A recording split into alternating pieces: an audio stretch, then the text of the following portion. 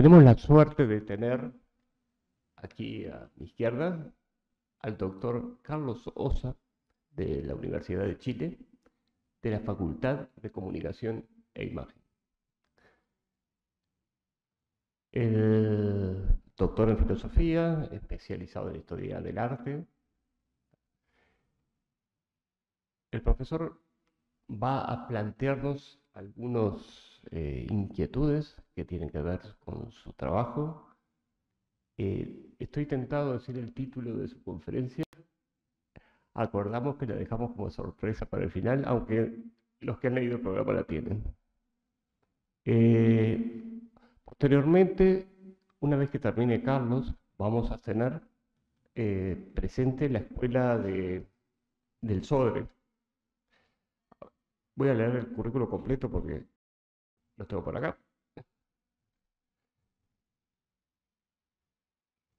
Les vamos a pedir que se queden. Esta es la Escuela Nacional de Formación Artística del SODRE, el área de folclore de las escuelas, ¿no? Les vamos a invitar a que se queden una vez que termine el compañero. Tenemos un micrófono también que pasaremos una vez hecha la exposición para poder enriquecer con el intercambio el encuentro. Así que le voy a pedir al amigo Carlos que nos dé el placer de exponer su presentación. Hola, muy buenas noches. Antes que nada quiero agradecer a la Universidad de la República, a la Facultad de Psicología y especialmente a Gabriel por esta invitación tan generosa para poder compartir con ustedes algunas ideas.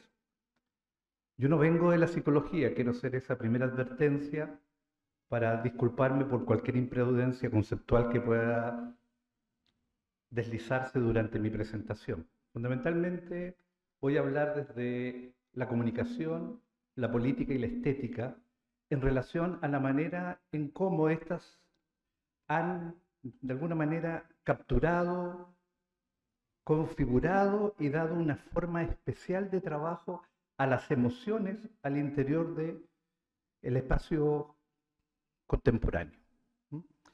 Eso significa que desde los años 90 las teorías culturales, un poco agobiadas con tanto esfuerzo semiológico por explicar la cultura, se transaron en un debate respecto a cómo recuperar el cuerpo y sus emociones para instalarlo dentro de unas nuevas escenas que planteaba el tardocapitalismo. En ese sentido, se hacía cada vez más ostensible y evidente que los medios de comunicación que tradicionalmente la teoría crítica había descrito como máquinas ideológicas y en buena medida agentes de alienación social, empezaban a cumplir nuevos roles más complejos que tenían que ver mucho menos con la información y más que nada con la idea de consagrar una nueva hegemonía del sentido en la que se veían involucradas fundamentalmente el cuerpo, el lenguaje y la memoria.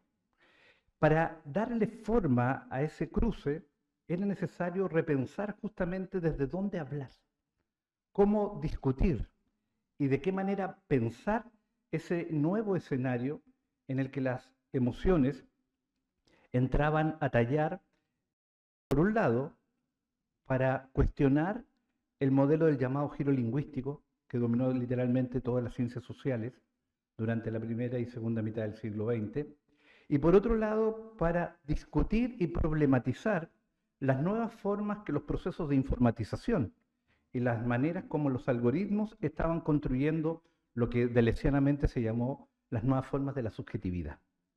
En ambos casos, mirado desde el punto de vista funcionalista o mirado desde el punto de vista crítico, para ambas escenas lo que aparecía, evidentemente, era fundamentalmente las emociones. Y desde el ámbito anglosajón, pero también norteamericano, aparecieron un conjunto importante, significativo de autoras que, cruzando el feminismo, los nuevos conceptos del postmarxismo, la fenomenología crítica, la filosofía de la mente, la psicología social, trataron de elaborar y construir lo que podríamos llamar era un andamiaje de relatos, de escrituras, de problematizaciones que pusiera y volviera visible el problema de las emociones en varios ámbitos, pero particularmente en aquellos que tenían que ver con las disputas identitarias y en especial con las luchas reivindicativas que los movimientos feministas de los años 60 y 70 habían instalado. Se trataba de alguna manera de impugnar la tradicional presentación binaria entre razón y emoción, entre naturaleza femenina y cultura masculina, para introducir un sistema más complejo de identificaciones, de constructos, de interpretación. Y en ese sentido, entonces, era necesario de una u otra forma entender que cada vez más las emociones se volvían parte de los instrumentos de dominación y hegemonía, a la vez que servían para poder discutir y problematizar un enfoque de las ciencias sociales que había quedado de alguna manera atrapado en visiones psicologistas, formalistas, lógicas y profundamente patriarcales.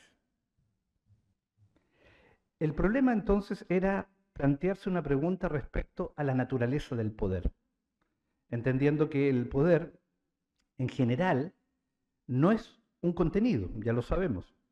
Foucault aportó notablemente a esta cuestión a partir de una tesis básica pero fundamental. El poder es una relación y por tanto estamos todos involucrados independiente de cuál sea nuestra jerarquía, peso o relevancia en relaciones de poder. Pero el punto no era ese, el punto era otro. ¿En qué sentido el poder es poder y es poder para quién?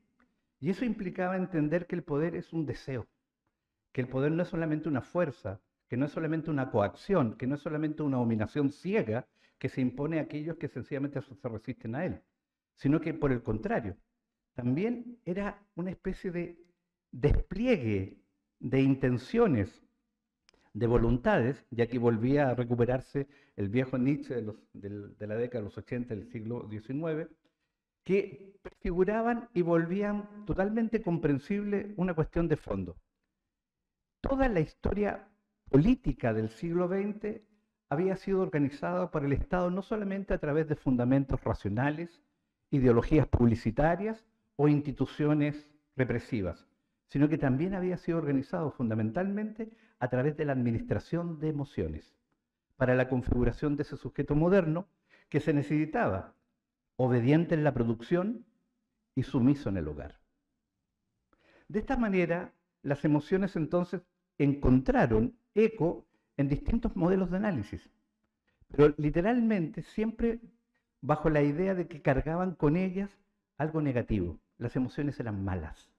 Y entonces se construye desde el punto de vista humanístico una visión negativa que desde la perspectiva ética les adjudicaba a ellas una cuestión fundamental. Las emociones no nos permiten pensar, y ese era un gran error. Porque las emociones en rigor, como diría Mauro Massumi, son juicios de valor que son capaces de volver lo abstracto concreto porque pueden convertir las relaciones en pensamiento. Y el pensamiento lo pueden a su vez retraducir en acciones, en prácticas. Ese dato resultó capital, porque ese dato ponía en evidencia lo que un viejo teórico de la teatralización y de la dramaturgia del poder, Georges Balandier, en un trabajo muy notable de los años 80, llamado El poder de la representación del poder, planteó como uno de sus ejes fundamentales cuando decía que el poder no puede ser ni brutal ni compasivo, tiene que moverse en un punto intermedio, en un lugar en el que pueda esquivar ambas fuerzas que si las totalizara incluso lo podrían destruir. Porque el poder, en rigor, no tiene texto. El poder anhela algo que no es. El poder siempre está vacío. El poder va más allá de sí mismo, porque no es un mismo. Es básicamente la...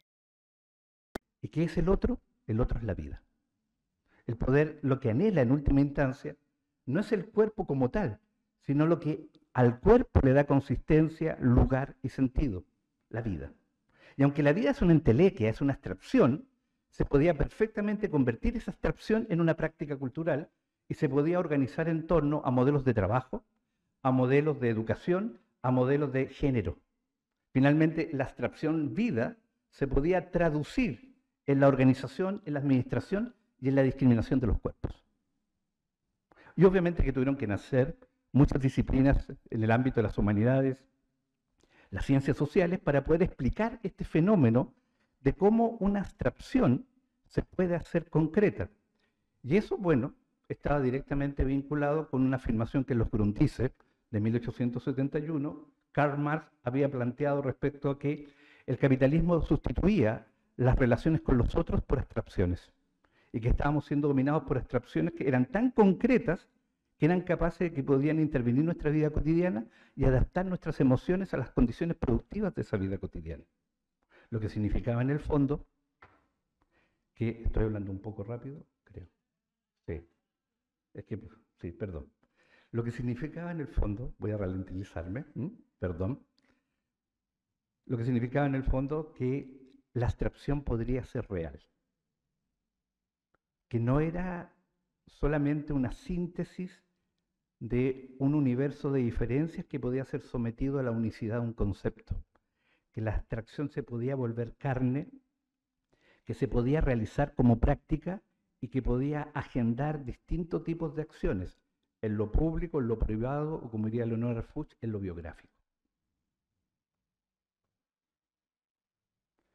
Como consecuencia de todo esto, la pregunta fundamental que nació era si los mecanismos de equivalencia y los mecanismos de homogeneización que le atribuíamos cultural y políticamente de forma clásica a las masas, a los sujetos, a los individuos, a los consumidores, a los ciudadanos, ¿por qué no podríamos atribuírselas y preguntarnos si esos mecanismos de homogeneización y de equivalencia también podían tener algún impacto sobre las emociones? La respuesta vino en los años 90 del siglo XX.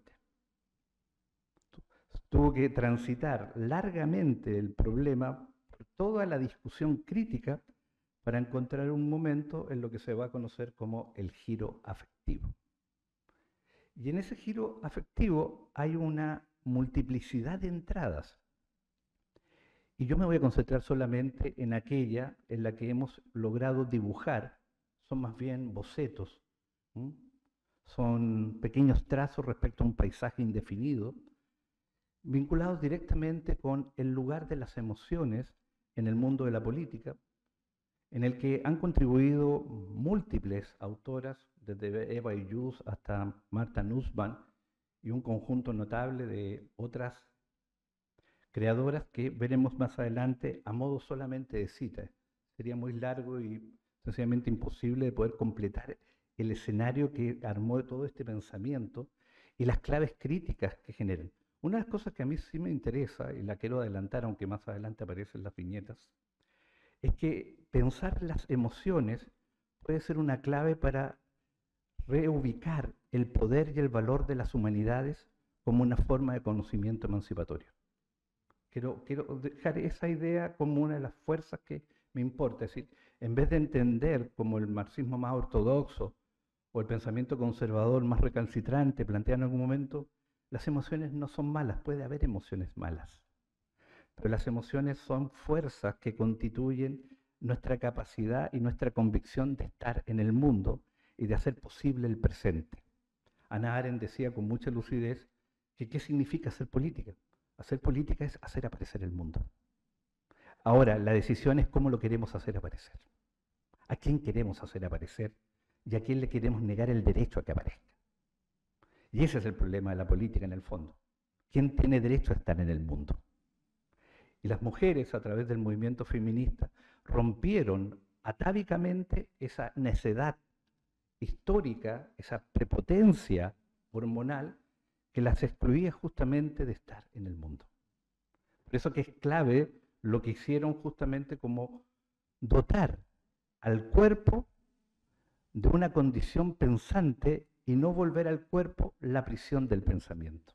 Eso es clave para entender la transformación epistemológica que sufrió el siglo XX en su segunda mitad en términos teóricos y políticos.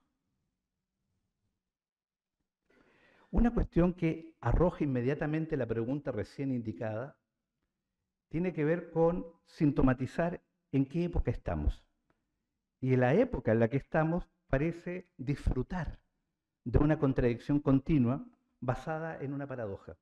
Si hay algo con lo que el capitalismo se divierte intensamente, es con generar paradojas. las amplía, las intensifica, las multiplica y cuando las agota, las reinventa. Este proceso deleuziano de territorialización y desterritorialización, tan conocido. Pero el punto principal acá tiene que ver con el hecho de que podemos vivir abstracciones productivas, como por ejemplo el trabajo, el valor, la remuneración, y al mismo tiempo ser afectados por las consecuencias de esas abstracciones productivas en el plano de las emociones, en las prácticas culturales, en las prácticas políticas. Una persona endeudada sufre emocionalmente los peligros que significa su fragilidad, su exposición, su indefensión. Pero cuando analizamos justamente la indefensión en términos solamente de estructura social, olvidamos los cuerpos. Y entonces hacemos la misma trampa del capitalismo. Devolvemos a esos cuerpos a una abstracción llamado los pobres, la pobreza, el PIB, la tasa de interés, los mecanismos de regulación, los procesos de flexibilización salarial, la precarización laboral, etcétera, etcétera.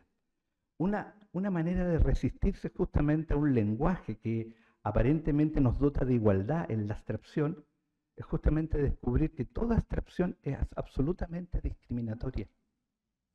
Epistemológicamente es aliada de una forma de explotación, puesto que tiene que neutralizar la diferencia para homogenizarla y por tanto producir un delta que se pueda presentar como nosotros. Pero ya sabemos, no todos nosotros somos nosotros. La propia palabra contiene su diferencia, contiene su oposición, el nos y los otros.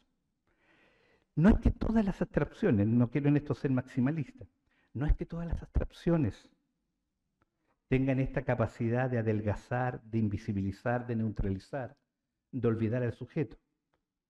Nos referimos particularmente a aquellas que están en el orden de lo político y que acompañaron a distintos proyectos que históricamente durante el siglo XX desataron sobre los cuerpos crueldades indecibles, crueldades inefables que hasta el día de hoy seguimos tratando de explicar.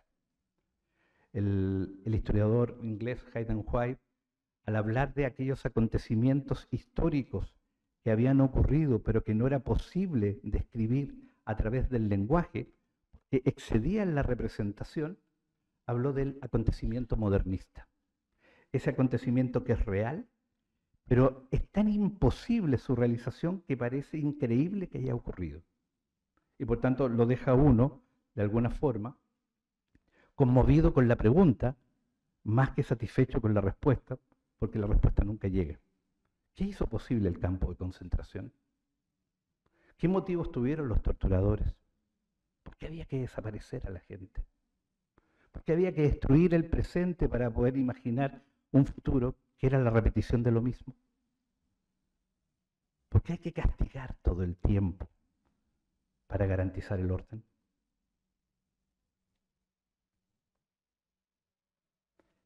El esquema que presento es simple. La abstracción se alimenta de los medios se alimentan de la abstracción, y ambas, en su conjunto, procesan, organizan, desarrollan, proyectan y al mismo tiempo se adaptan a las emociones. Uno de los autores que ha trabajado intensamente el problema de la relación entre abstracción real y mundo cotidiano es el italiano Roberto Finelli, que dice algo que es fundamental para entender el argumento de mi exposición. Me permito leer. La abstracción no como una simple máscara, esa idea de la alienación, de la fantasía, de la generalización, que finalmente no toca nada concreto porque hablaría de un ideal, de un concepto programático, normativo, descriptivo. No fantasía o desvío, sino una fuerza operativa en el mundo. Una fuerza operativa en el mundo. Bajo esa idea de que las emociones son una fuerza operativa en el mundo, queremos proponerles entonces una muy provisoria tentativa, en nada se puede pensar como categórica, definitiva, e impositiva, forma de entender la participación de las emociones en los lenguajes y en las prácticas políticas, bajo la idea de que las emociones en el discurso político siempre se guían al menos por tres dimensiones: las estrategias, las técnicas y las estéticas, que de alguna manera ahí hago un guiño solapado con el concepto más tradicional de dispositivo agamben que incorpora la idea de episteme, de técnica y de saber.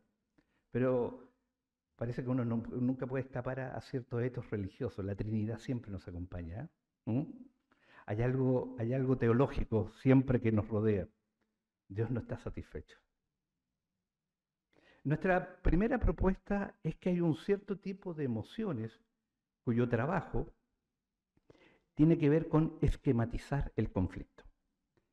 Aquí no nos vamos a hacer cargo de un debate que a fines de los 90 y principios de los 2000 trataba de instalar una diferencia importante entre afectos y emociones, porque para los objetivos de mi presentación, la verdad es que ambos pueden cumplir funciones que indistintamente contribuyen al problema de racionalizar el poder, y esto es curioso, racionalizar el poder para poder experienciarlo emocionalmente. No es desvestir al poder de una fuerza narrativa, de un principio argumental, sino que es intensificar el principio argumental. Por eso que el título de la ponencia era La intensidad del poder. ¿En qué consiste la esquematización del conflicto?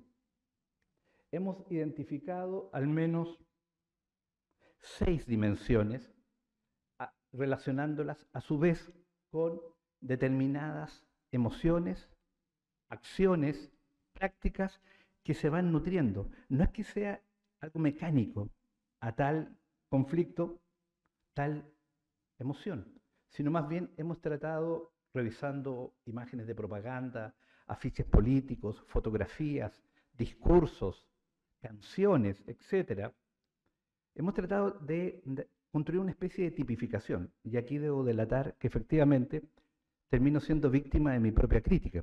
De alguna manera que hay un cierto pretensión universalizante y abstracta. Nuevamente la teología.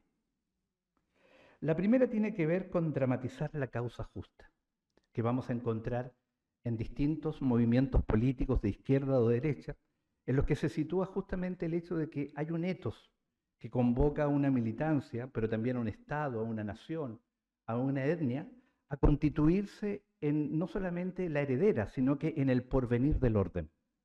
Y que su lucha y su sacrificio se constituye fundamentalmente en una manera de distinguirse de los otros, porque lo que realizan en ese acto de justicia es la purificación, es la redención, incluso en la inmolación que puedan hacer algunos de sus miembros para poder proteger la causa.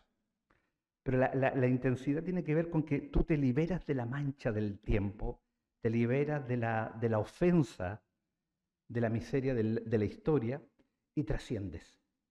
La purificación es probablemente uno de los sentimientos más fuertes de la política, porque te concede el derecho a ser trascendente. Y ya sabemos lo que pensaban los nazis sobre eso. La segunda está directamente vinculada con la primera. Es imposible no construir dialécticamente el relato de ambas, deshumanizar la otredad, que se alimenta principalmente del miedo. No necesito explicarla con mayores detalles porque, así como antiguamente fueron los gitanos, los comunistas, el SIDA, hoy día son los migrantes. O cualquier sujeto que condense la amenaza de contaminar, de ensuciar la comunidad inmaculada. La tercera tiene que ver con mitificar el destino. Es decir, nosotros somos los que debemos garantizarle al pueblo, a la nación, el correcto camino. Nosotros vamos a llevar justamente a los puros, a los justos, a los nobles, al lugar del bienestar y por tanto, cuando estemos ahí podremos repartir el bien más preciado, el bien que nos vuelve fundamentalmente un solo cuerpo, un solo lema, una sola bandera, un solo principio, la alegría. Es curiosa esta idea de que el mito está vinculado con la alegría, porque el mito tiene que ver con hacer que el presente se vuelva no falso, sino que se vuelva posible. El mito es el acto por el cual toda realidad puede volverse posible, independiente cuánto demore volverse concreta esa posibilidad. Pero vienen otras dimensiones que tienen que ver con las figuras de las emociones malas, asociadas con la degradación, la traición, que en política es probablemente una de las dimensiones más costosas, más dolorosas, más desestabilizadoras y desgarradoras para todo tipo de personas que se ha visto involucrado en tener que de alguna manera separarse de su causa. Y el principal elemento que eso genera es la vergüenza. La vergüenza de ya no ser uno mismo. Vergüenza de haber nacido para equivocarse y no equivocarse para dejar de tener vergüenza. Ahí se produce entonces una especie como de cosificación de las emociones, porque por un lado están los puros y por el otro lado están los traidores. Por un lado están los nobles, los creíbles, y por el otro lado están los infames, los injustos. ¿Mm? Y en todos nuestros relatos, incluso cotidianos, sacándolo de la esfera de la política, alguien para nosotros es un traidor y alguien para nosotros es un puro. ¿Mm? Puede estar dentro de nuestro hogar, en nuestro círculo familiar, puede ser un equipo deportivo, a propósito de lo que acaba de ocurrir. Otra dimensión es aceptar lo indecible, las fuerzas trascendentes que por encima de las voluntades pequeñas, de los egoísmos epocales, le dan sentido al trabajo, le dan sentido a la historia. Y en ese plano entonces no queda más que obedecer. La obediencia no entendida como un acto de depredación, de subsunción existencial, sino que la sumisión entendida como el acatamiento de un imaginario que, estando más allá de tu capacidad comprensiva, te da un lugar dentro de la realidad y te permite actuar significativamente. En esto hay que ser claro, uno puede leer de dos maneras la sumisión. La sumisión como un acto de desposesión de la voluntad y la otra como una voluntad que se somete a ser poseída.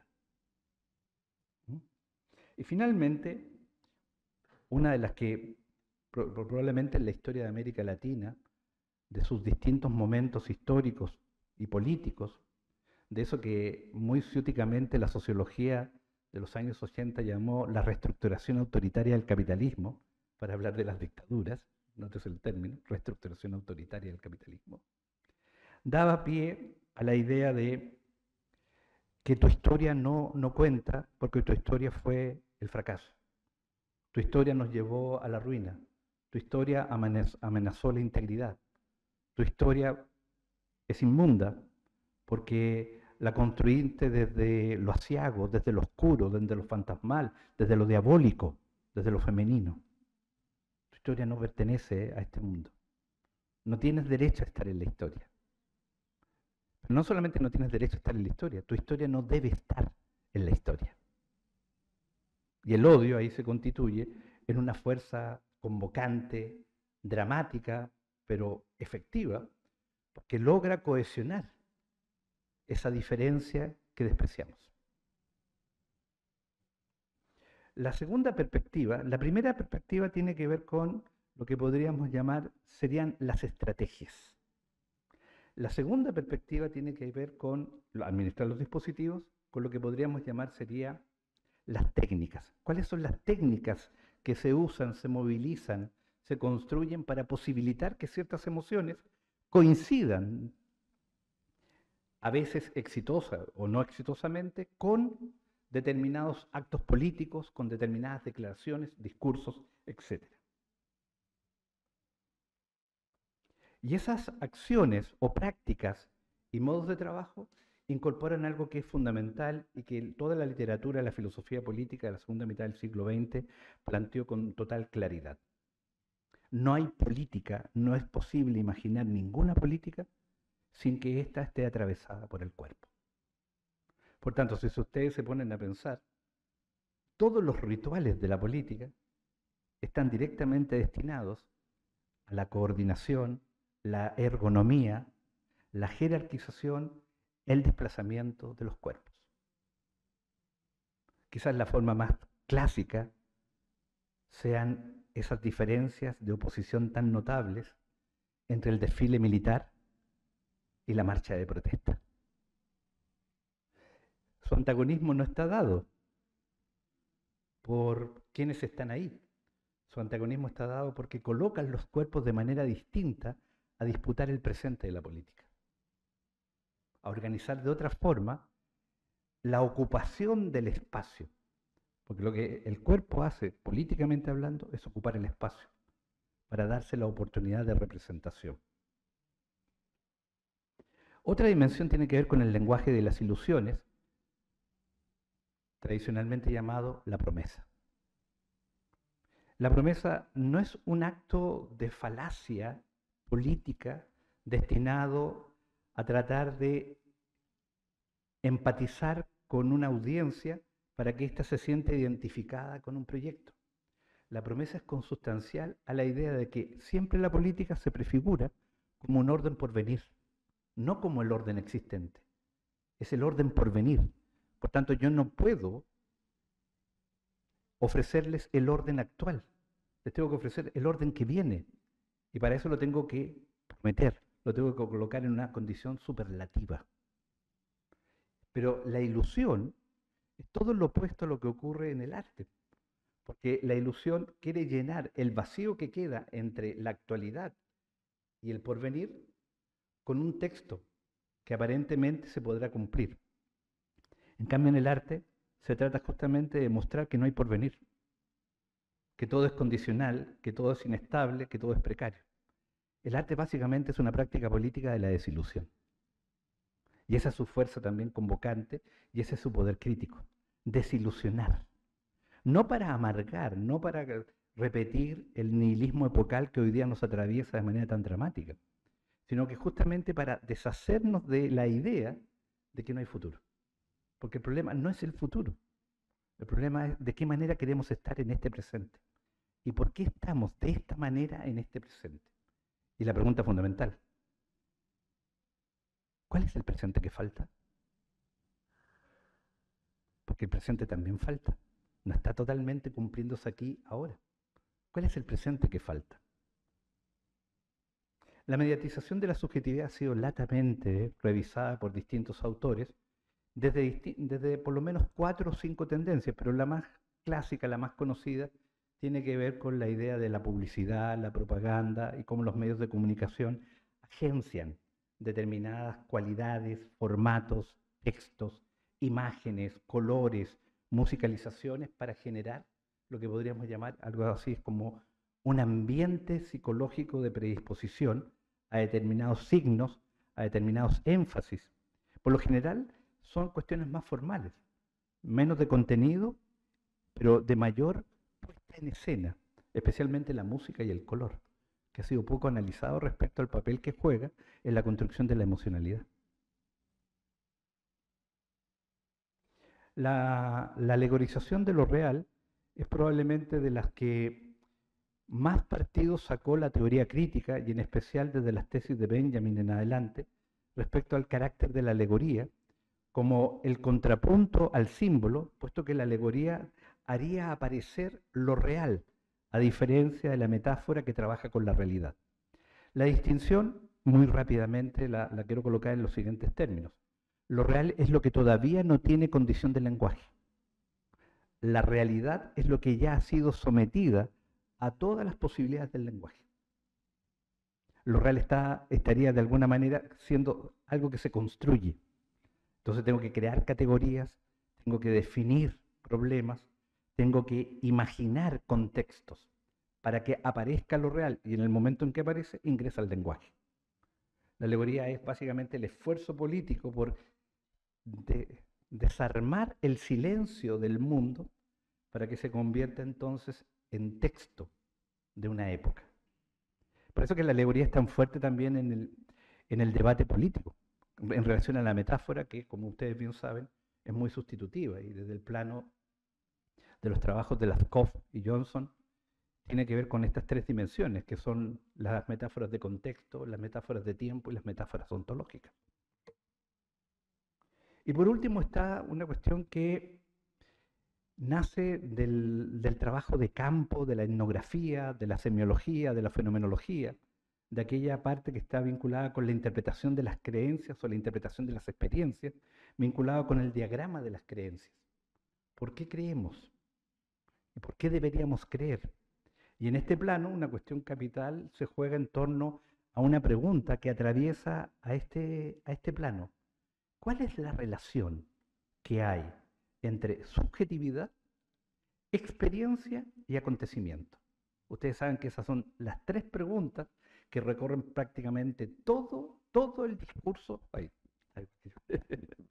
todo el discurso de las ciencias sociales y las humanidades de los últimos 150 años. ¿Cuál es la relación entre subjetividad, experiencia y acontecimiento? Y no hay ninguna disciplina que nos haya hecho esta pregunta, o al menos trabaje con algunos de estos conceptos. No podemos básicamente más que mencionarlo. La tercera dimensión, que tiene que ver con las estéticas de las emociones, la hemos definido como escenificar el deseo, entendiendo que, así como afirmamos recién, sin ningún pudor, que no hay política sin cuerpo, no podríamos entonces imaginar que ese cuerpo carezca de un deseo para relacionarse no solamente con el poder, sino para actuar deseantemente en el poder. Eso ha dado pie, por ejemplo, dentro de la filosofía política radical, sobre todo la italiana, a hablar de este concepto del infinito deseante. El deseo no como la consumación de un determinado objetivo, sino que el deseo como esa fuerza que se despliega intensamente sobre sí misma, porque el trabajo del deseo es desear, no consumirse en el objeto que ha focalizado como objetivo, como fin. De esta manera, la política como deseo es el deseo de desear permanentemente que el poder nunca deje de ocurrir. Y si el poder no deja de ocurrir, es porque aquello que el poder desea no deja de ocurrir, que es la vida. En las estéticas hay que construir justamente el deseo, y el deseo se construye a partir de tres figuras que son fundamentales: la comunidad, el héroe y lo que gatilla, justifica y alimenta a las dos anteriores, el origen. No cualquier origen es digno de un héroe. No cualquier origen da pie a que una comunidad se levante como aquella que tiene el derecho a solicitar, a reclamar el tiempo de los otros. Visto así, entonces, nuestro esquema se traduce en esta idea de que podemos identificar un pool de fenómenos que, bajo la lógica de cómo operan las emociones en el ámbito de la política, nos ayude a describir que esquematizar el conflicto, administrar los dispositivos, escenificar el deseo, nos permiten cruzar tres elementos que, si ustedes se dan cuenta, subyacen en estas tres didascalias: el cuerpo, el lenguaje y la memoria, que podríamos decir son además el lugar en el que habitan también las emociones y el pensamiento. No son lugares distintos, por eso que la oposición binaria razón-emoción es absurda, no es sostenible. No. Estamos en una época donde ya no hay modo de justificar ideológicamente esa idea. Ideológicamente en el sentido no de falsa conciencia o de conocimiento trasnochado, sino que en términos de Weltanschauung, de visión de mundo. La visión de mundo binaria que opone razón a emoción. No es sostenible. Los propios algoritmos, los procesos tecnológicos han alterado profundamente eso. El espacio de las emociones, en un rápido y muy vulgar resumen, se podría decir que está marcado porque en el siglo XVIII se las considera fantasmas del pensamiento, prohibidas y ojalá detenidas en ese lugar cosmético y doméstico, del cual solamente van a poder salir a través de una gran invención literaria de la época, el diario de vida, que es el instrumento de la subjetividad con el que nace la vida moderna. La vida moderna nace como una confesión. Eso es muy maravilloso si lo piensan bien. El trabajo clínico es una confesión, ¿no? En cierta medida.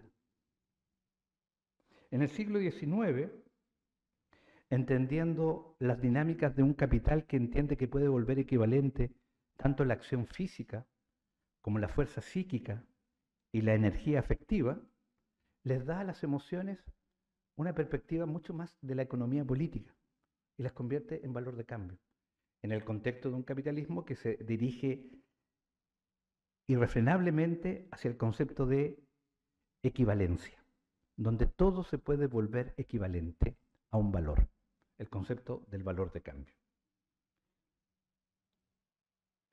El siglo XX las considera un pasaje hacia el inconsciente y la arbitrariedad creativa, particularmente de la mano de las vanguardias artísticas.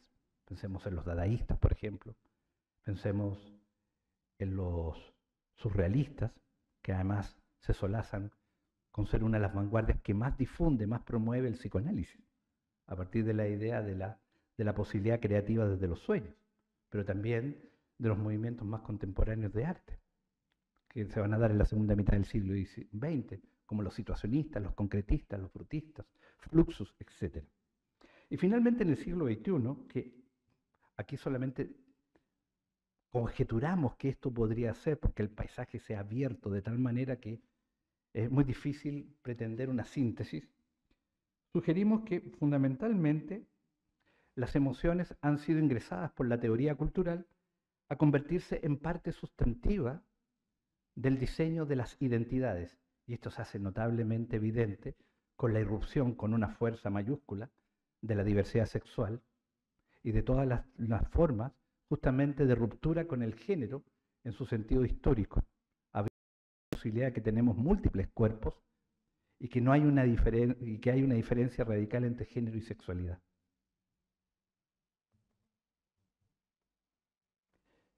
En el ámbito contemporáneo, es decir, en nuestros días, la relación entre espacio público y espacio privado, entre cultura y política y vida cotidiana, se ha desarmado profundamente por los procesos de algoritmización y sobre todo por un fenómeno que es notable desde el punto de vista de lo que podríamos llamar es la antropologización de la tecnología, que es el celular. El celular es un proceso de antropologización tecnológica a través de la cual yo paso de tener un artefacto a tener una tecnología expresiva, como lo plantea Mauricio Lazarato.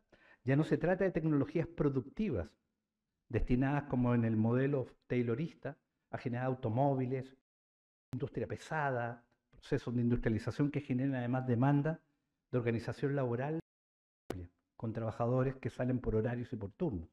No, ahora tenemos una tecnología expresiva, que nos sirve de archivo, que nos sirve de memoria, de comunicación, que nos sirve de estructura de representación. Y que cuando la perdemos no nos duele tanto el aparato, sino lo acumulado en él. Es haber perdido esa transferencia existencial que hicimos. Porque el objeto se puede recuperar, pero el objeto ha sido mitificado en cierta medida, pero también ha sido antropologizado. Se transforma como en una extensión de mis emociones, así como el fuego en algún momento se convirtió en extensión de mi estómago para procesar los alimentos. La intimidad, la necesidad de creer que me constituyo en un sujeto allí donde mis afectos pueden ser declarados, va a ser también parte de un esfuerzo que va a hacer el capitalismo por construir este sujeto que puede fragmentarse del vínculo social, pero como recompensa encuentra una proyección sobre una identidad llamada el yo, a través de la cual se libera de la dependencia y se haría más libre porque ya no tendría que estar continuamente gestionando su acción en el mundo a partir de tener que compartir su necesidad con los otros. El yo fragmentado se imagina a sí mismo como un sujeto autonomizado, pero que vive una vida automatizada. El conflicto es entre el autómata y el autónomo, que está inscrito en nuestros cuerpos también.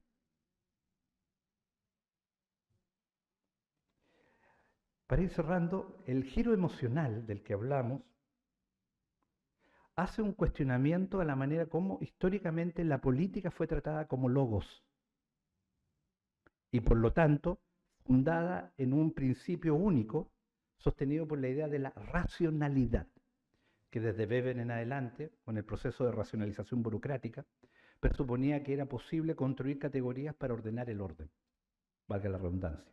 A partir, no de la burocracia entendida como un grupo de individuos que pertenece al aparato estatal, que es una caricatura totalmente impropia.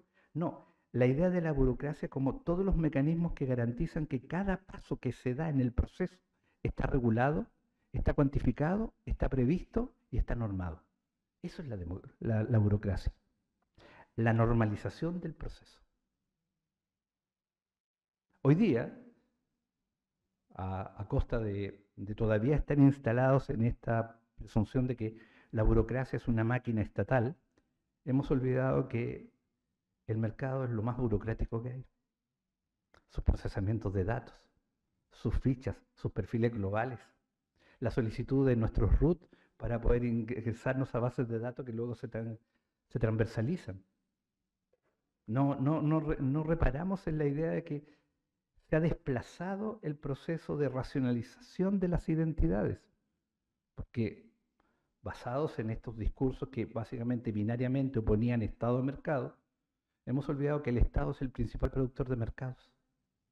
El Estado produce el mercado, no es su enemigo. Y por lo tanto, el Estado tiene la asignación de proveer y garantizar la identidad para que ésta pueda ocurrir de manera diferenciada en el mercado.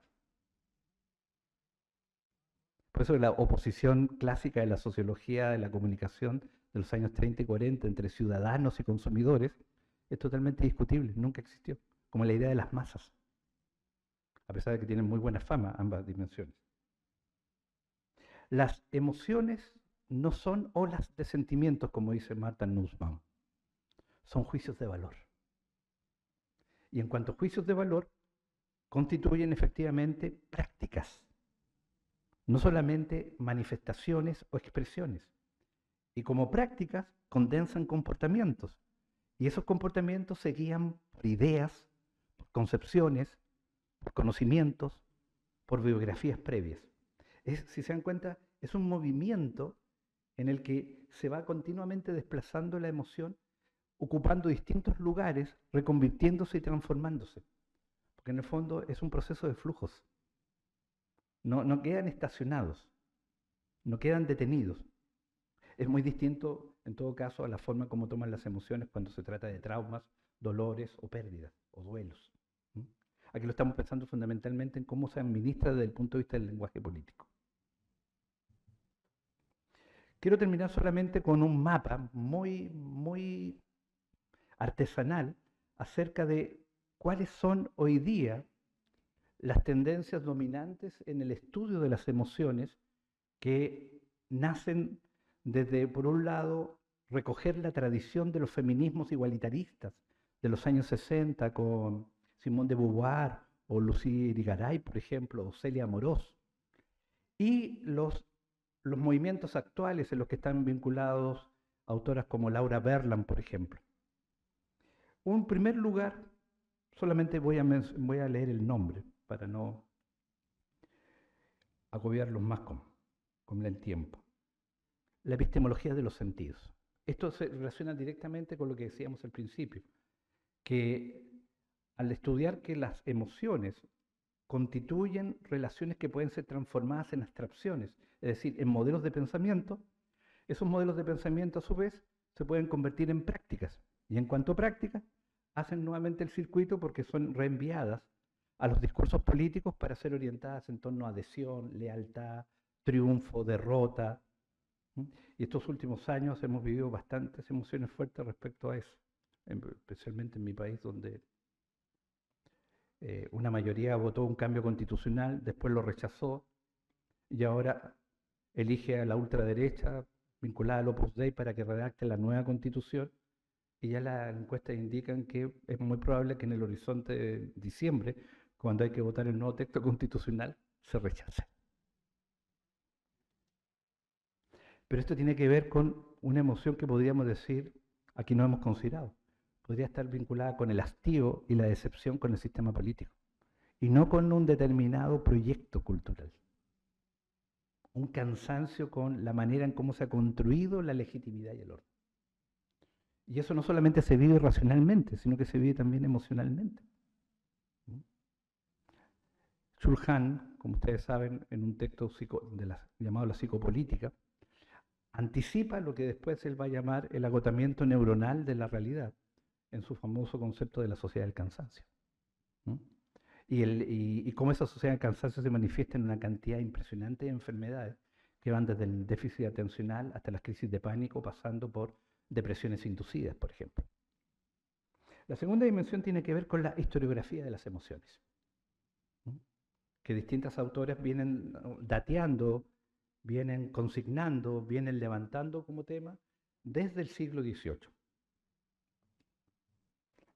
La tercera, que se coloca más en el plano de los nuevos feminismos, cruzados con las teorías marxistas, más las teorías críticas, se vincula directamente con las llamadas economías afectivas, en las que enfoques sociológicos, filosóficos, tratan de entender cómo circula en el escenario global y acompañado con las nuevas tecnologías y los procesos de algoritmización de los afectos, como lo desarrolla Tiziana Terranova, una activista italiana que ha trabajado intensamente esta cuestión de afecto y algoritmo, circulan por lo que podríamos llamar es el discurso de la globalización, donde, por ejemplo, hay ciertas emociones que uno las puede ver vinculadas a los perfumes. La publicidad de perfumes es muy abstracta, es muy estetizante. Se sitúa en una puesta en escena donde rompe cualquier referencialidad, porque lo que le interesa es construir atmósfera y no resaltar la cualidad del perfume, sino más bien situarte en un escenario totalmente extraño, distante y por tanto seductor. Y por último, están trabajos muy heterogéneos, pero que se pueden agrupar en torno a este concepto de la política cultural de las emociones, y que se refiere fundamentalmente a las distintas formas en cómo las sociedades experimentan fenómenos como los terremotos, fenómenos como las tragedias políticas, fenómenos como las conmemoraciones, ahora que tanto en Uruguay y en Chile se van a celebrar 50 años, con una diferencia de 2 meses. 2 meses y medio, entre el golpe acá y el golpe en Chile. Tiene que ver con la idea de que toda emoción resulta también de una relación con un contexto cultural, que no es un fenómeno que nace de una condición interna, sino que es interactiva, si ustedes quieren. En el fondo es relacional. No tiene algo así como un origen propio, sino que acontece allí donde de alguna manera el tiempo del cuerpo y el tiempo del mundo encuentran esa condición intempestiva de la que hablaba Nietzsche. Ese no poder habitar cómodamente lo actual, que es lo que finalmente te hace contemporáneo, como dice Agamben. No habitar sumisamente lo actual te hace contemporáneo, es eso ser contemporáneo.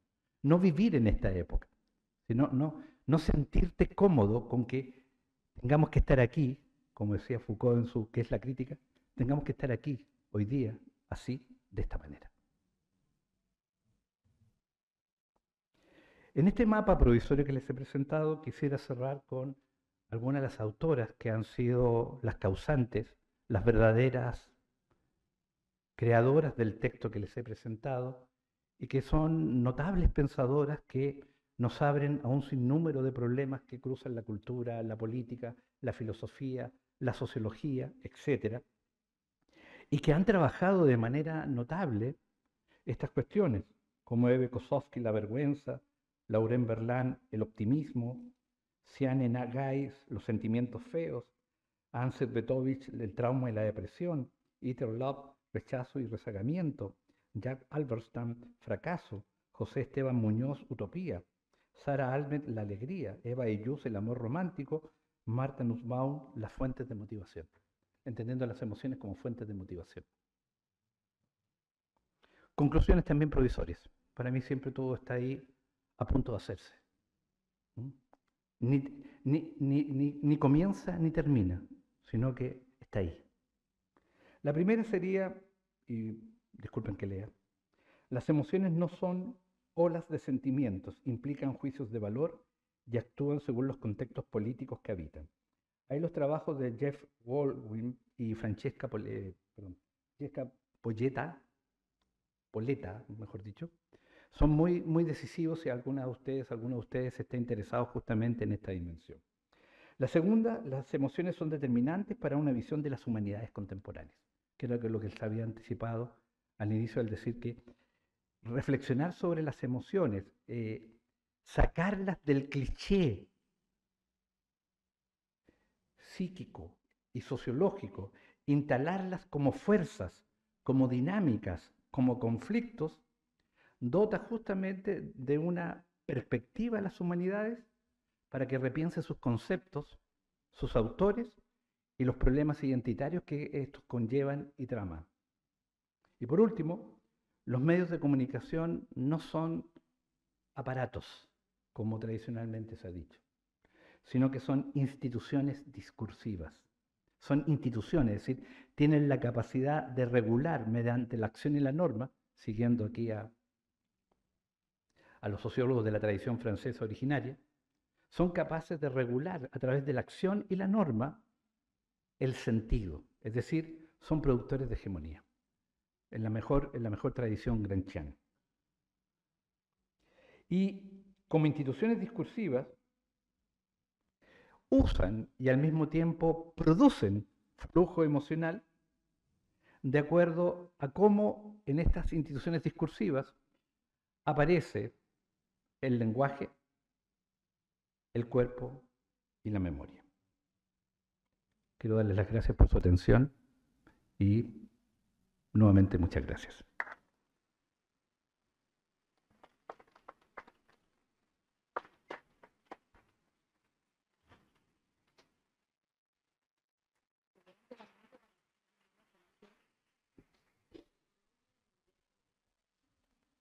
Por favor, le vamos a pedir a cualquier señalamiento, cualquier comentario, que levanten la mano, que la compañera les va a alcanzar el micrófono.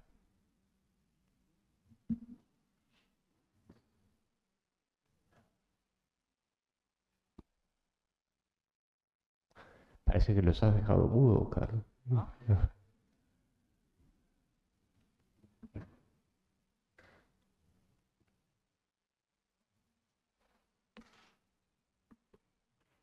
se preocupen, es un momento de emociones intensas.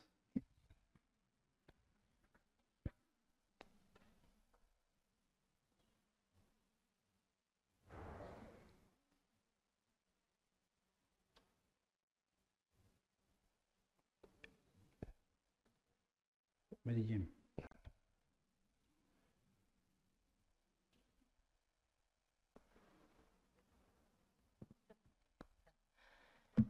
Carlos, bom, parabéns.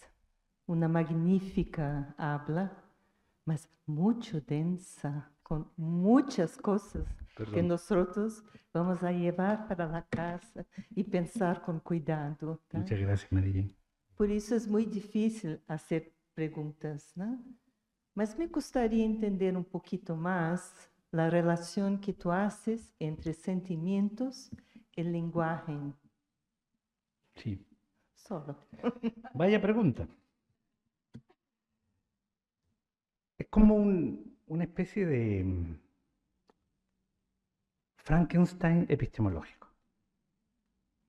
Porque partiendo de ciertas lecturas vinculadas con la idea de que el cuerpo no es un ente físico, sino que es un sistema de relaciones y de posibilidades, y por tanto está continuamente trabajando su representación. Una parte de su representación se hace a través del discurso, que se obtiene de la educación, de la cultura en la que se sitúa. Pero otro se va formando también como resultado de la interacción con los individuos, donde también aparece la espontaneidad, la imaginación, la creatividad y el cuerpo nuevamente. De tal forma que me resulta difícil poder pensar que los sentimientos sean algo así como una dimensión que ocurre entre el esternón y el esófago, ¿no? Y le manda salud al intestino y allí termina. Porque esa concepción biologicista puede ser pertinente para ciertos fenómenos que tienen que ver con cómo se mueven las energías, los órganos. Pero mirado desde un punto de vista cultural, y ese es el enfoque que desde los estudios culturales hemos trabajado con cierta insistencia, particularmente en los trabajos de Stuart Hall sobre este asunto, el lenguaje no es solamente un sistema de comunicación, es un modo de pensar la realidad. Y es como la gran tradición judía lo planteaba, es el único hogar que tenemos. Es la única casa a la que vamos a volver. Es la única morada. Todo lo demás se pierde, todo lo demás se va. Y en esa morada, el fuego que nos calienta, el fuego que nos abriga, son nuestras emociones. No podríamos defendernos del mundo y pensar el mundo sin las emociones. Pero insisto, estas no quedan encerradas sobre sí mismas. A través del cuerpo las convierto en prácticas. A través de las prácticas las transformo en acciones. A través de las acciones las convierto en pensamiento. Y vuelvo. Entonces, no es un círculo vicioso. Tampoco es un círculo. En el fondo, es un circuito. Entonces, ahí creo, nunca lo voy a tener muy claro, pero ahí creo que se da esta conjunción que tú señalabas entre sentimientos y lenguaje. Al final, los dos, para poder existir, tienen que tener un cuerpo. Y la danza nos ha enseñado mucho sobre lo que significa el cuerpo. Es también, sí. Es un lenguaje en el fondo. El arte es un lenguaje, no una expresión, no es una emoción. Es una forma disruptiva de conocimiento. El arte no se relaciona con la belleza allí donde la belleza sea capaz de hacer algo significativo por las cosas, sino es vanidad.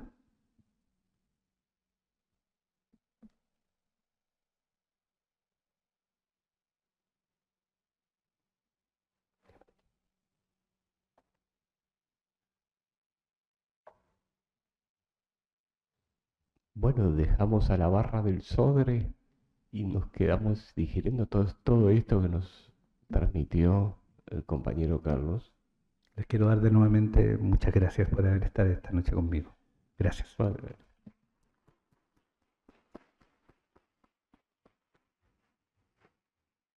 Magnífico, pero después eso lo que lo...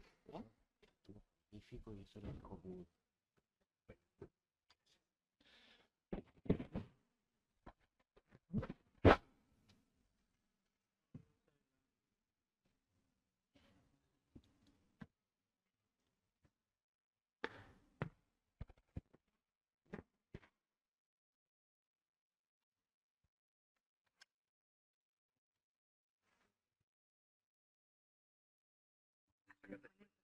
Sí, lo...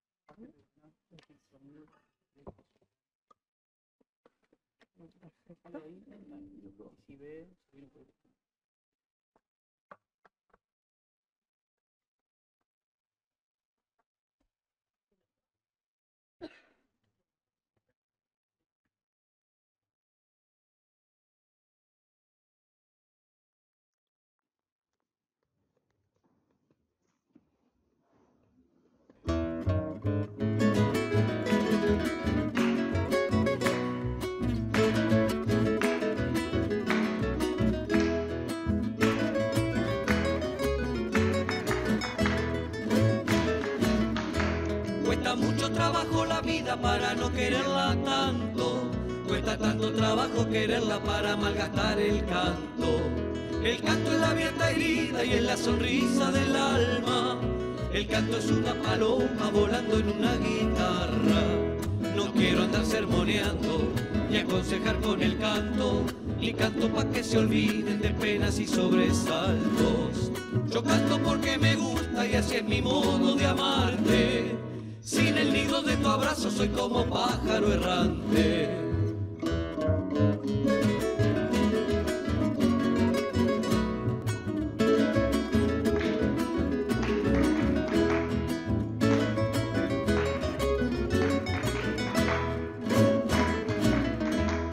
Me gusta cantar poquito pa' no equivocarme tanto.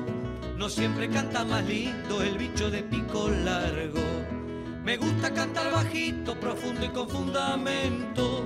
Y que anden por mis cantares los colores de mi pueblo. El pueblo me dio la copla, por eso le debo el canto.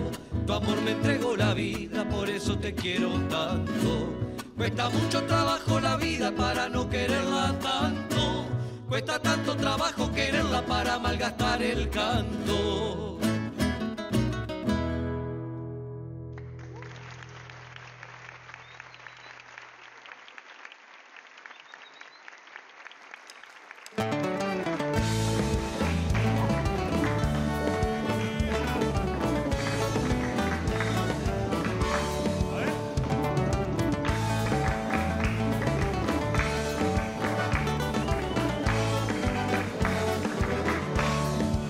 Siente serpentea por el Uruguay profundo, aire puro, pasto y cielo, por los suburbios del mundo, igualita que mi vida, parte buena, parte mala, mucho tránsito pesado, con mucha curva y lomada.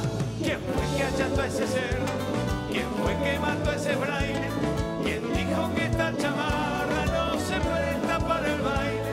¿Quién dijo que esta chamarra no se presta para el baile?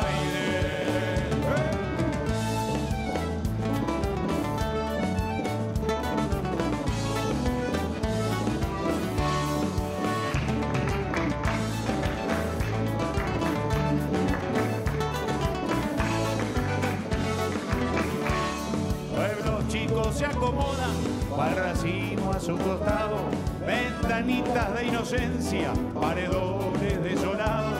Son pueblos donde murieron las últimas pulperías, donde quedaron debiendo todas las ideologías. ¿Quién fue que acható a ese ser? ¿Quién fue que mató a ese braille? ¿Quién dijo que esta chamarra no se presta para el baile? ¿Quién dijo que esta chamarra no se presta para el baile? Se presta.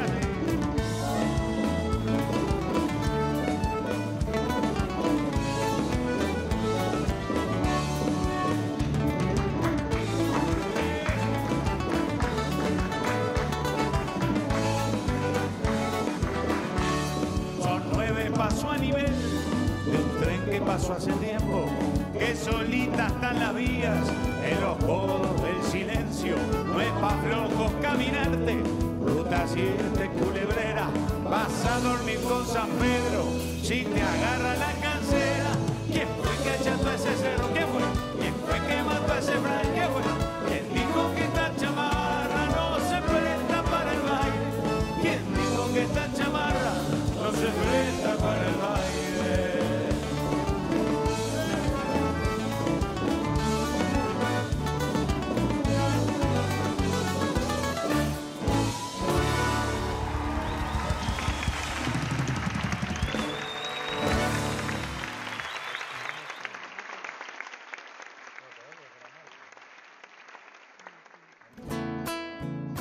Primera compadre.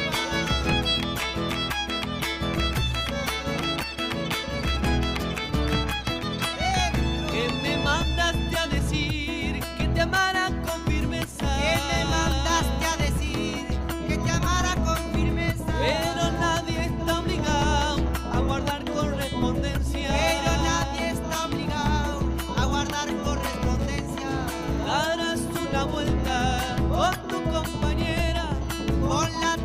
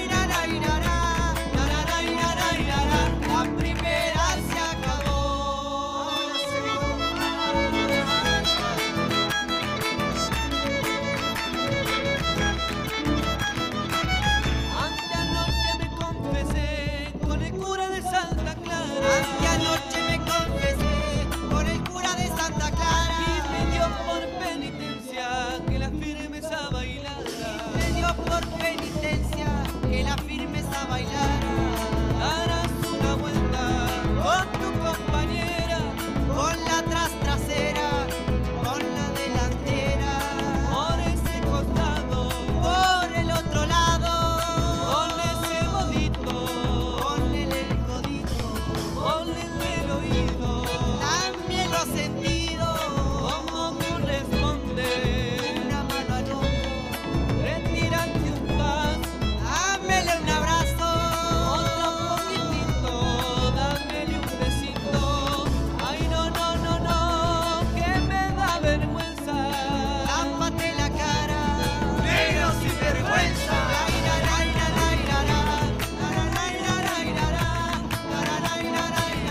La firmeza se acabó.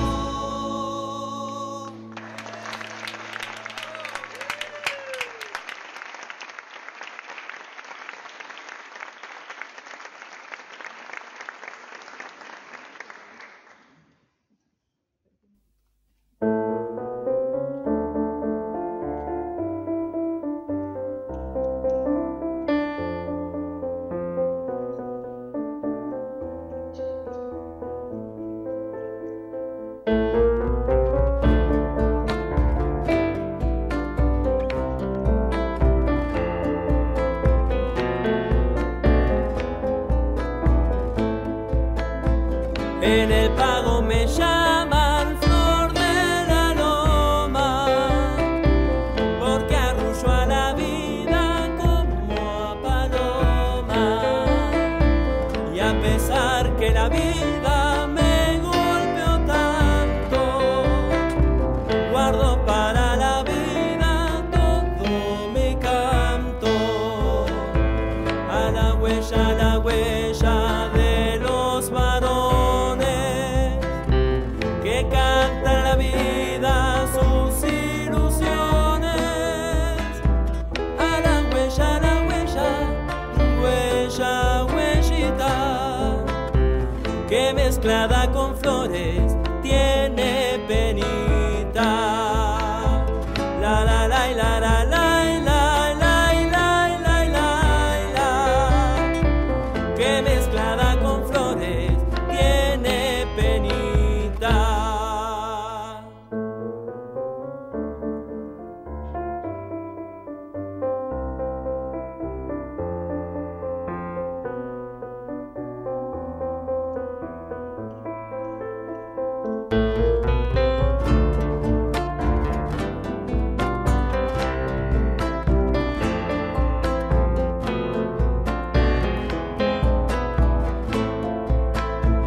En el pago me llaman flor de la loma, porque arrullo a la vida como a paloma.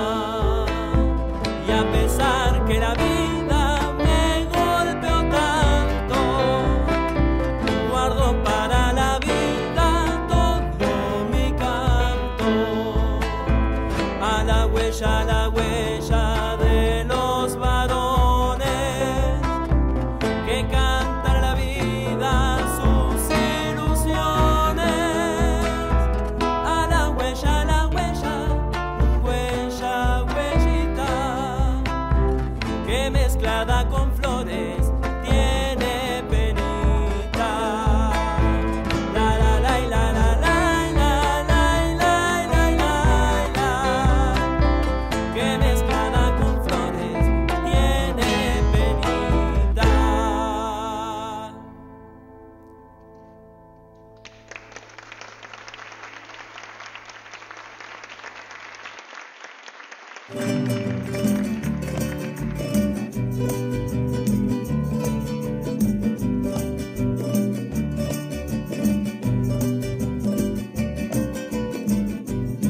Fin de semana en un pueblo de campaña, el paisanaje se aprontó para bailar.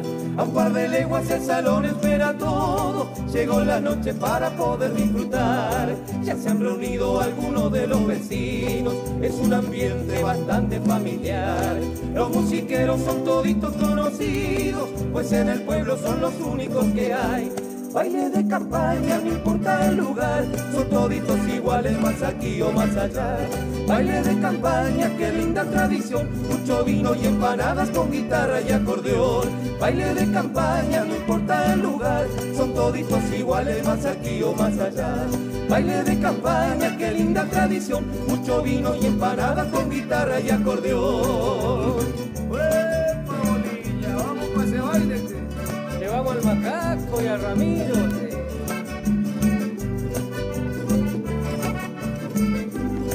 Y de a poquito se va formando una rueda, chinas sentadas y los gauchitos de pie.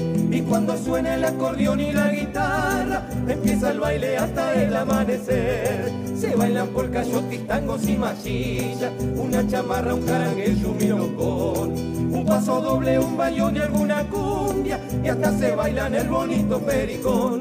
Baile de campaña, no importa el lugar, son toditos iguales, más aquí o más allá. Baile de campaña, qué linda tradición, mucho vino y empanada con guitarra y acordeón. Baile de campaña, no importa el lugar, son toditos iguales, más aquí o más allá. Baile de campaña, qué linda tradición, mucho vino y empanada con guitarra y acordeón. ¡Esa gaita de Macaco! Llora, gaitiña linda.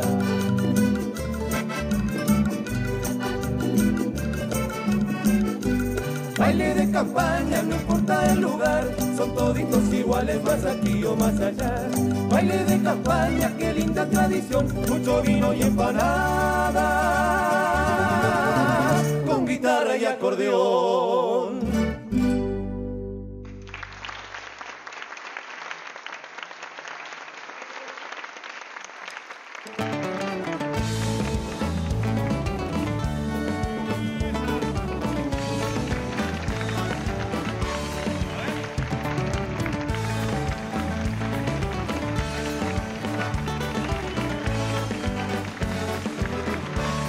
Ruta 7 serpentea por el Uruguay profundo, aire puro, pasto y cielo, por los suburbios del mundo, igualita que mi vida, parte buena, parte mala, mucho tránsito pesado, con mucha curva y lomada.